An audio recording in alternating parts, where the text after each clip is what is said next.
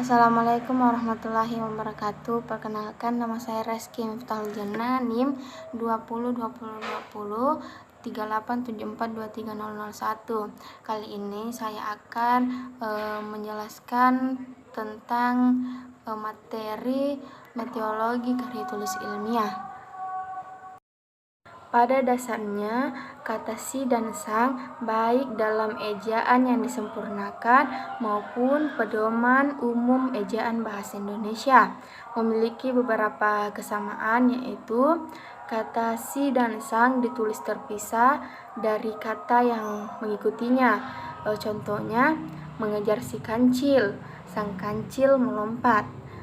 Yang salah itu mengejar si kancil, si dan kancilnya itu bersambung, terus mengejar si kancil semuanya bersambung tanpa spasi, mengejar si kancil dan sang kancil tanpa spasi. Kata si dan sang dipakai di depan nama diri, bisa berupa nama orang maupun binatang. Contohnya si Nathan, si anak, si kancil, si pohon, sang anak, sang dokter, sang pohon, dan lain-lain. Penggunaan kata si menimbulkan kesan akrab dan pujian ataupun bernada negatif seperti kurang hormat, menunjukkan seseorang yang telah melakukan sesuatu terkena kasus merendahkan diri dan panggilan ejekan. Misalnya, oh si Nathan, dia memang sudah pintar dari SMA. Terus penggunaan kata sang bisa dipakai di depan nama benda yang dianggap hidup, dihormati, dibanggakan, dan dimuliakan. Bisa juga menimbulkan kesan mengolok-olok. Misalnya pagi itu, semua peserta upacara begitu khusyuk menyaksikan sang merah putih berkibar. Atau pada kalimat, ini dia sang ratu ngaret. Kata depan terletak di posisi depan tepat sebelum kata yang lain. Kata lain yang dimaksud adalah kata benda, kerja, dan keterangan lain. Kata depan ini akan berfungsi memperkuat makna kata di belakangnya. Dari contoh kata depan, maka fungsi dan aturan penulisannya akan terlihat. Jenis kata depan ada banyak sekali. Kata depan yang paling umum digunakan adalah di, ke, dan dari. Untuk contoh kata depan ini, jika kata belakangnya menuturkan arah, tempat, tujuan, dan waktu, maka penulisannya dipisah. Sementara contoh kata depan yang sudah lazim dan berimbuhan, penulisan kata depan ini tetap harus digabung, misalnya seperti daripada, kepada, di bawah, dan lain-lain. Itu katanya harus digabung.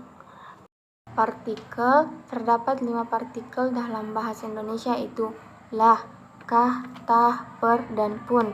Partikel lah, kah, dan tah ditulis serangkai dengan kata yang mendahulunya. Contohnya, apakah kucing ini milik Anda? Tengoklah ke kiri dan ke kanan jika hendak menyeberang jalan.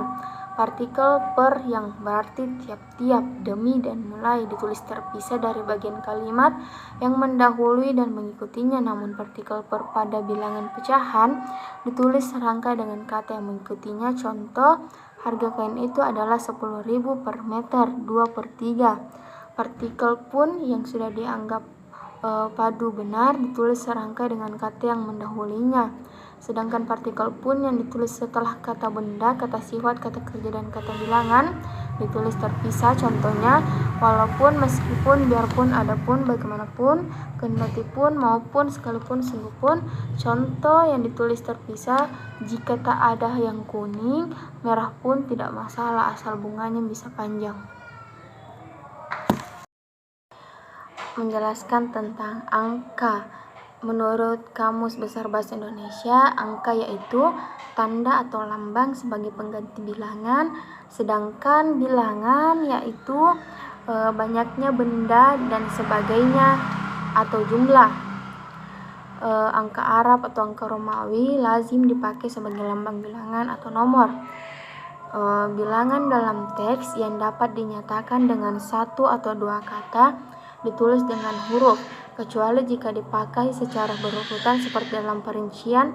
Misalnya, mereka menonton drama itu sampai 3 kali. Koleksi perpustakaan itu lebih dari 1 juta buku. Di antara 72 anggota yang hadir, 52 orang setuju, 15 orang tidak setuju, dan 5 orang abstain. Kendaraan yang dipesan untuk angkutan umum terdiri atas 50 bus, 100 minibus, dan 250 sedan. Kedua, bilangan pada awal kalimat ditulis dengan huruf misalnya 50 siswa teladan mendapat beasiswa dari pemerintah daerah. 3. Pemenang sayembara itu diundang ke Jakarta.